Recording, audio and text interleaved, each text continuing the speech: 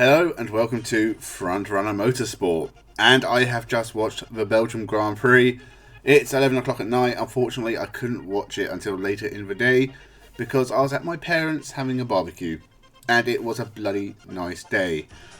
But when I got back, I did put the Formula 1 on, and I did enjoy the Belgium Grand Prix. I think for the first time this year, we had overtakes that weren't as simple as DRS, get past before the corner, don't worry about it.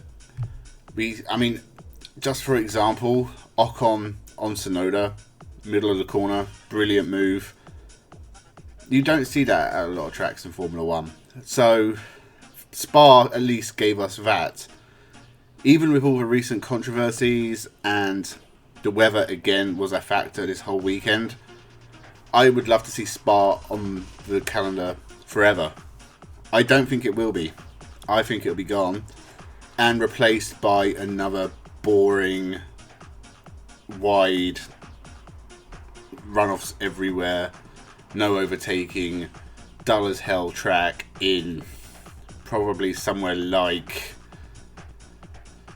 There's not many places in the Middle East they can still go, I don't think. But I'm sure they'd find somewhere. Honestly, I'm surprised if Israel didn't turn up on the calendar. Or... actually, I really can't think of any other countries they could go to in that area. But if we just add another Saudi Arabian Grand Prix or something. Hopefully they see sense and keep Belgium on the calendar. Even if it's not at Spa, because Zolder is also a really good racetrack. Belgium's just, for some reason, they're just really good at making racetracks. Or at least they made two really good ones. So, this race, there was a lot of Formula 1 this weekend, and I don't like the format at all.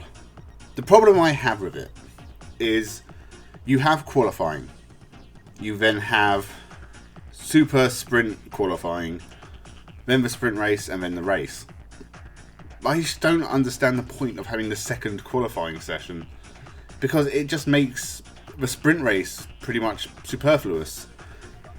Because here's the thing, if one day I walked up and slapped you and it took me 15 minutes to walk up to slap you, and then the next day I did the same thing but it only took me 10 minutes to walk up and slap you, you wouldn't call that a super slap the second time, would you? You'd just tell me to go away or call the police. And just calling it super qualifying or super shootout, whatever they call it, does not make it super. It's a very 90s thing in its own way, because in the 90s we called everything super, and maybe 5% of the things we called super were actually super.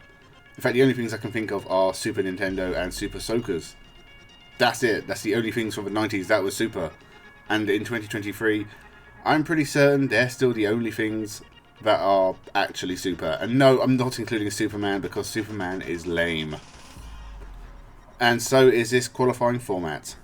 Now, if it was me, if I had to have 3 days worth of competitive action in Formula 1, I would have the qualifying session on the Friday. And then, instead of just calling it a super shootout and it being a slightly shorter qualifying session, I would have it be one-shot showdown. You get one lap, you set a time, that's your time. That's it. They used to do that in touring cars. I think it was very briefly. I think they did it for a couple of years, but I thought it worked really well. And if you're going to do the sprint race sparingly, so maximum maybe 5-6 times a year, I think that would be a really novel way of setting the sprint race grid. And it doesn't interfere with the history of Formula 1 and the fact you can't really touch the format of Formula 1, because it's not. You've got qualifying in the race as normal. But you've got one-shot showdown. That means, maybe Max Verstappen runs a bit ride. He's starting in 8th. That's pretty much what I would go with, just to make it a little bit more Jeopardy, a bit more idiocy kind of racing. But I don't like just having another qualifying session. It's just not very impressive. As for the actual races themselves, it was a bad weekend for Aston Martin at first. It was a very good weekend for McLaren at first. But it was an incredible weekend once again for Red Bull.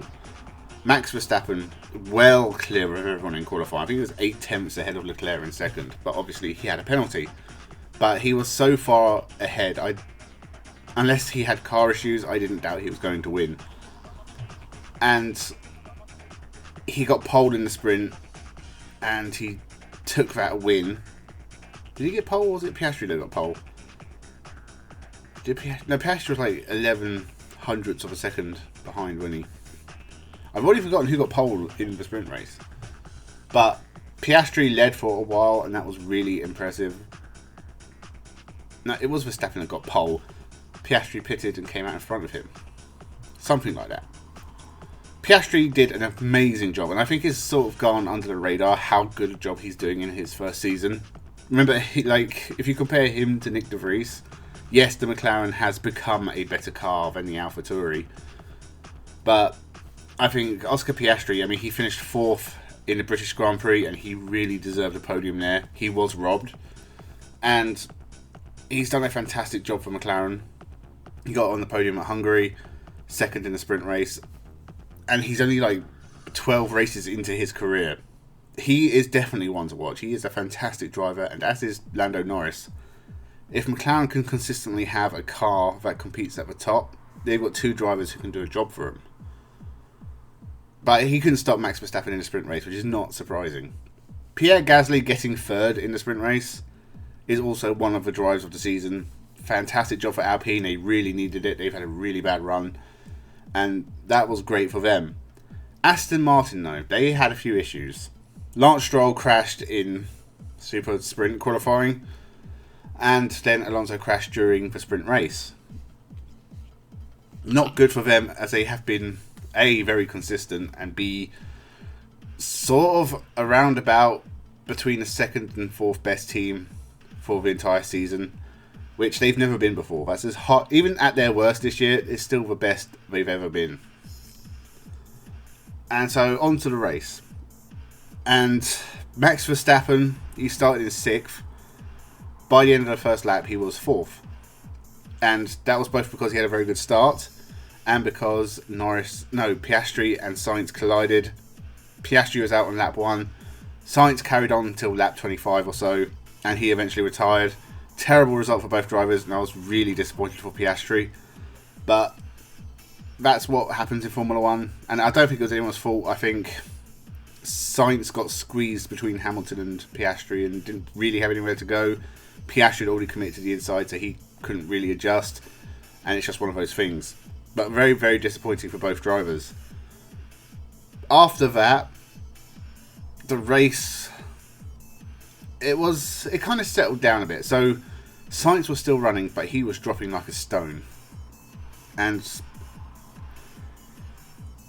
I don't know why we didn't retire the car straight away and save the mileage, but for some reason they wanted to carry on and maybe try and find some kind of fix of the problem, but it didn't happen, and they eventually retired him. Meanwhile, Max Verstappen breezed past Lewis Hamilton, breezed past Leclerc, had pit stops, and then he breezed past his teammate. It's lap 17, he's gone from 6th to 1st, and then no one ever saw him again. And honestly, after that, the race was entertaining enough, but there was no major surprises, and the field did get spread out a lot. Like, I think Alonso was 20 seconds behind Hamilton by the end, and then until Hamilton pitted. So I think, honestly, it's a good race, but a lot of the good racing was happening outside of the top 10.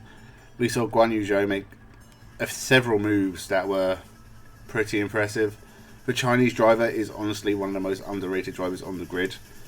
He's never really talked about, and the Alfa Romeo does not really give him the opportunity to score points, but at times he looks very quick. He doesn't make too many mistakes, and when the car is working, he does get moves done, and I think he looks like a very impressive driver if he can get in machinery that represents his talent level.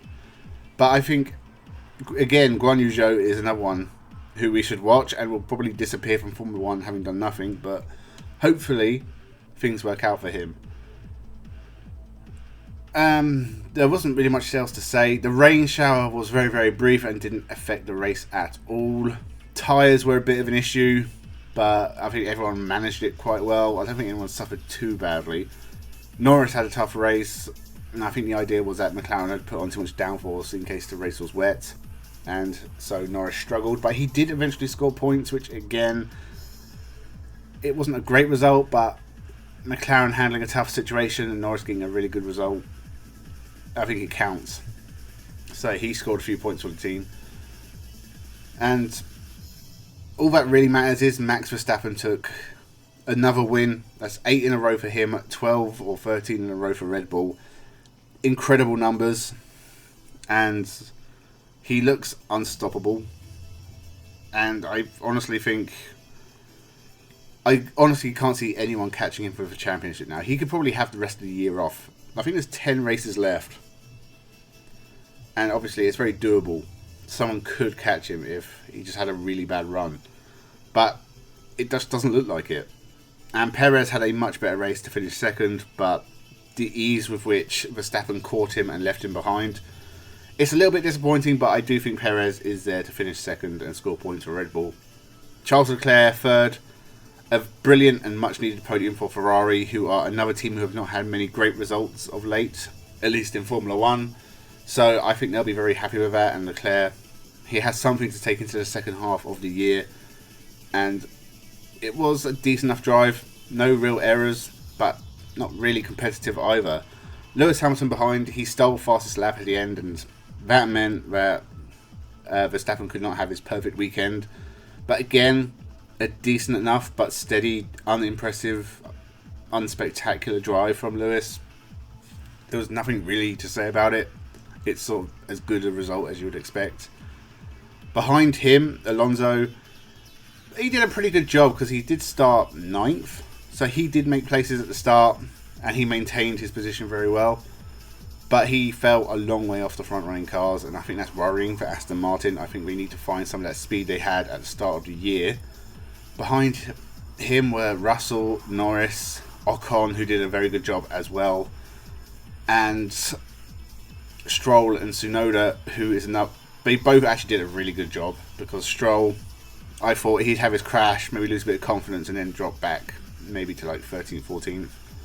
It was only 9th, but it's still, he finished the race and got points, so it's a positive. As for Yuki Tsunoda and AlphaTauri, they so rarely score points these days that they should throw a party for Tsunoda. It was a great drive. He looked very quick at times. And you know what? Daniel Ricciardo can't touch him. So I honestly don't know if it's worth replacing De Vries with Ricciardo at this point, because Ricciardo's been a bit less error prone than De Vries was. But he's not really doing any better in the races that he is finishing. So give De Vries a bit more time. Maybe it would have worked out a bit better. Ricciardo's not really doing too much so far, but he's got a summer break to do his simulations and training and whatever, and he'll come back. Maybe AlphaTauri will bring an upgrade or something. We'll have to see. Other than that, everyone else was sort of who you expect. I thought Williams did a really good job, and I thought Albon was definitely on for points because he drove really well, but I think tyres were an issue for them, and both cars dropped back. But I think both of them did a really good job. Logan Sargent has done a really good job this year for Williams, but the car is, it doesn't really have the pace to get into the points. I think Albon is driving his socks off and doing a fantastic job when he does score points. But I think Sargent's doing well enough. He's not making too many mistakes. There's the odd spin here and there, but it's not crazy bad. Who else was outside the points? Both Alfa Romeo, so Bottas and Zhou, both drivers are being let down by the car. The car's just not quick enough. And I don't know if they can repair that or make upgrades, but it's disappointing for both of them because we know they're both better than this. Gasly finished 11th, which was probably disappointing for him after finishing 3rd in a sprint race, but he was starting much further back. Tyres, again, I think were an issue. They went for one stop, which was brave, and he just didn't have the tyres at the end to catch Tsunoda. I don't think he finished too far off, and it's a better weekend than they've had at the last two races. So I guess he'll take it. At least this weekend, both Alpines scored points, but it wasn't a great result. And Other than that, Haas, barely saw them. They've had reliability issues. They're slow. Actually, the worst team on the grid right now, with the exception of maybe AlphaTauri on some of their worst days. So that was the Spa Grand Prix. Was there anything else to really say about it? No, Lewis Hamilton got a penalty in the sprint race, but I think it was completely fair. I think if you look at it, Perez is still ahead of him. Perez has nowhere to go. Perez is on the outside. Lewis Hamilton runs a bit wide. I think he just gets a bit of understeer. Does damage to Perez's car, and Perez had to retire, so a 5-second penalty is more than fair. And I don't think it really affects him too much anyway, because it's what, 4 or 5 points? Doesn't really make a difference. Russell, I'm a little bit disappointed that he's so far off the pace of Hamilton, but I don't know if that's just a case that they've gone in a direction that doesn't suit him.